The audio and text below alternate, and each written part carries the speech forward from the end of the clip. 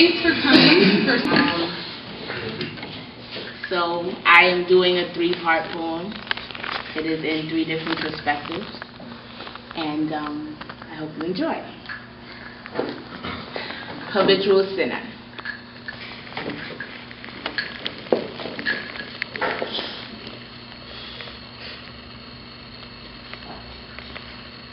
I can hear my heartbeat speed up when she passes me.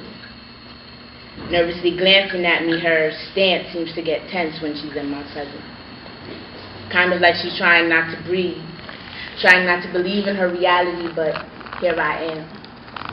As she sits on the sofa as far away from me as she can, but still not close to her mother, I can faintly sense the remnants of that child in her mother's face. Now battered with age, still aching to be back in her youthful days, still hating on her daughter for taking that away, making her have to stay and take care of a child, giving her no choice but to settle down with any man that could stand to provide and take care of another man's child. So she picked me. Little does she know I picked her little girl, so she's had no reason to hate for a long time now. That little girl is my new thrill.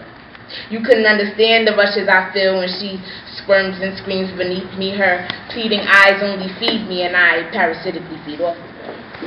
Her determination to get away is never my deterrent. It's like a current of electricity flows through me, making me sporadically catch and mentally convulse. Now, this is what I call a plus-minus relationship.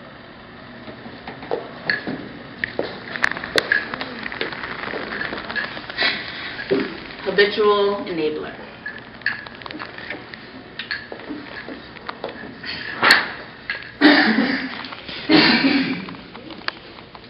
He thinks I don't know, but I do.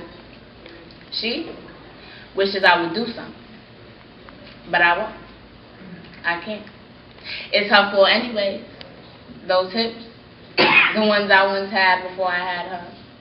Those eyes, big and bright, though he dims her light, she attempts to soldier on, but she can't. That twitch was my glitch, and now it's hers.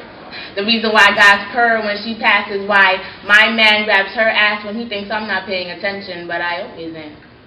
And it pisses me off. You see, he's my man and he hasn't even looked at me. And he doesn't even look at me. Hasn't even touched me in 2 years, but I constantly have to fight to ignore the muffled screams from next door, and I constantly have to hide my tears, numb my ears, forget my soul, and although it takes a toll, close my eyes. Once he steps back inside, I'll go. My room. I try to hold myself together, but crying seems to be inevitable. Acknowledging, inconceivable. Loving, unbearable. Leaving, incapable.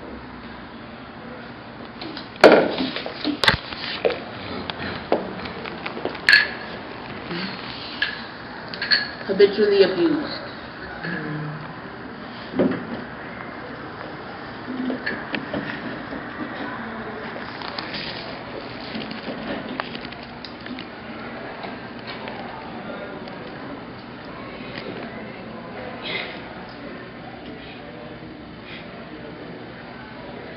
Your monsters may live in the dark, but mine lives in my house. And in the light, he smiles at my face, but by night he bares his teeth and thrashes at my soul. My inner glow has been dimmed to an all-time low, only because every night he takes more and more of me. Ripping at my seams, he tortures me. Widening my gap between reality and sanity, he laughs. Producing slits on the vertices of my clit to match his smile.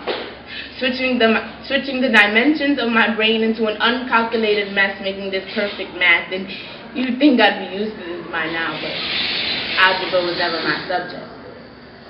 This pain is insufferable. His appetite insatiable.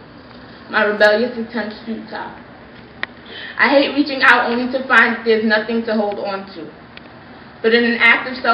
But impulsively, in an act of self-preservation, I continually reach out.